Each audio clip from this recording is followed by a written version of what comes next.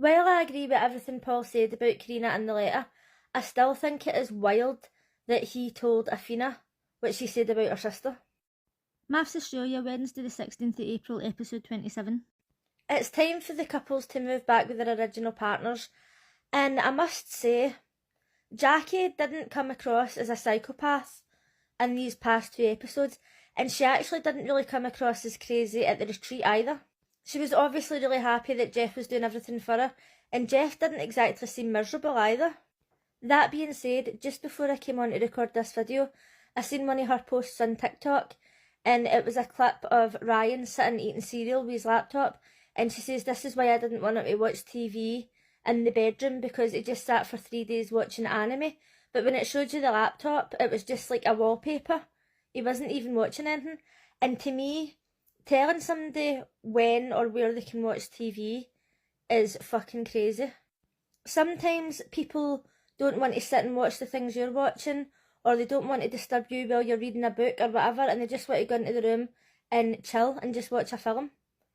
So I still don't understand what her problem was. When Jackie went back to Ryan and she was reading the honesty letter, she was saying how like Jeff does a lot of things for her and he was kind of like the perfect partner.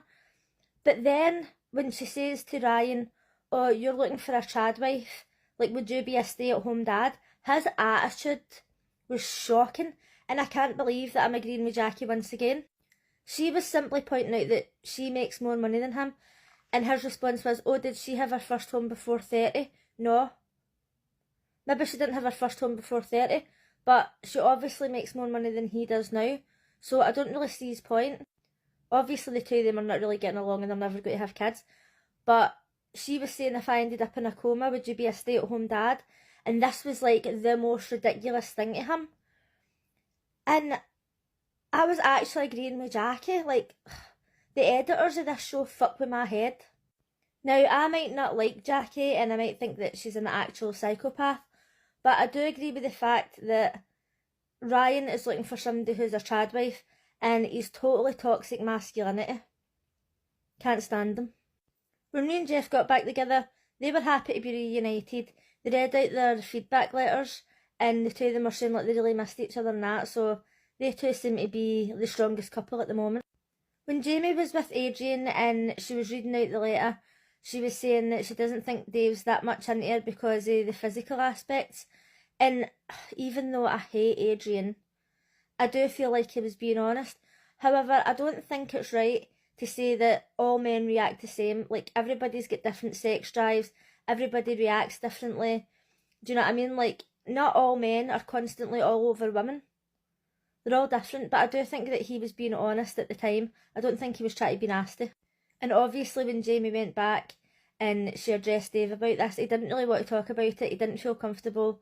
He's obviously felt like she's told him that she's loved him too soon, and he's now taking a step back, as we've seen from tomorrow night's clip, where she goes into the dinner party on her own. And it's a shame. Beth and TJ as well, they're getting on absolutely amazingly. The two of them missed each other and they were happy to be back together. No drama.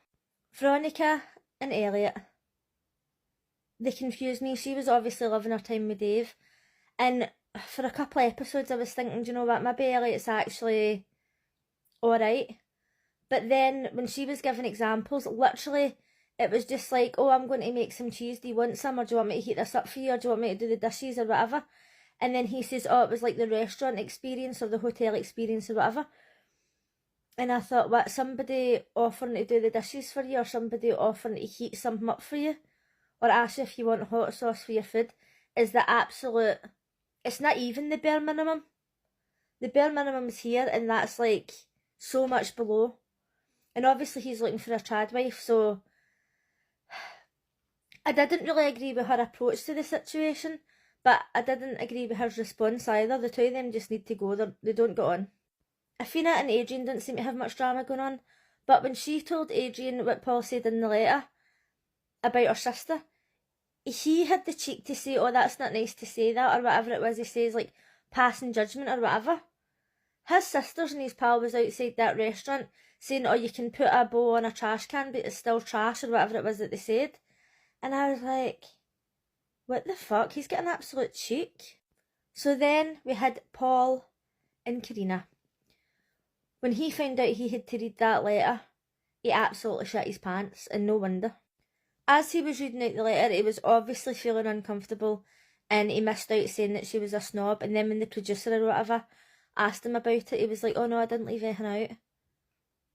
Why did they lie? It's on video. They know what your letter said. They know what you read out. They're questioning you and you're blatantly lying to the camera. Do these people not know how these shows work?